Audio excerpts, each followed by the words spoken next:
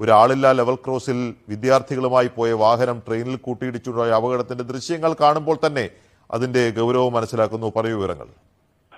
PG Cuddalore ചെമ്മൻകുപ്പം എന്ന സ്ഥലത്ത് വെച്ചാണ് വളരെ ദാരുണമായ ഈ അപകടം ഉണ്ടായിരിക്കുന്നത്. ഒരു ആളില്ല ലെവൽ ക്രോസ് ആണ് എന്നാണ് മനസ്സിലാകുന്നത്. ആചാര്യ എന്ന പേരിലുള്ള ഒരു സ്വകാര്യ സ്കൂളിന്റെ വാനാണ് എന്നാണ് ആദ്യഘട്ടത്തിൽ മനസ്സിലാകുന്നത്. ഈ സ്വകാര്യ സ്കൂൾ ഇതൊരു ഗ്രാമപ്രദേശം കൂടിയാണ് എന്നറിയുന്നു. ഇവിടെ ആളില്ല ലെവൽ ക്രോസ് ആയിരുന്നു. ഈ ഗേറ്റ് കടന്ന് മുന്നേക്ക് പോകുമ്പോഴാണ് അമിത വേഗത്തിലെത്തിയ ചെന്നൈയിൽ നിന്ന് തിരുച്ചെന്തൂരിലേക്കുള്ള ട്രെയിനാണെന്നാണ് മനസ്സിലാകുന്നത്. എക്സ്പ്രസ് ട്രെയിനാണ്. വാനിൽ ഇടിച്ച് നമുക്ക് ഈ ചിത്രങ്ങൾ കാണുന്നത് പോലെ പൂർണ്ണമായി ആ വാൻ ഏതാണ്ട് തകർന്ന നിലയിലാണ്. ഇപ്പോൾ 3 മരണം സ്ഥിരീകരിച്ചിട്ടുണ്ട്. മരണസംഖ്യ അതിൽ കൂടുതൽ ചില പ്രാദേശിക മാധ്യമങ്ങളൊക്കെ റിപ്പോർട്ട് ചെയ്യുന്നുണ്ട്. നമുക്ക് സ്ഥിരീകരിക്കാൻ കഴിഞ്ഞിട്ടില്ല.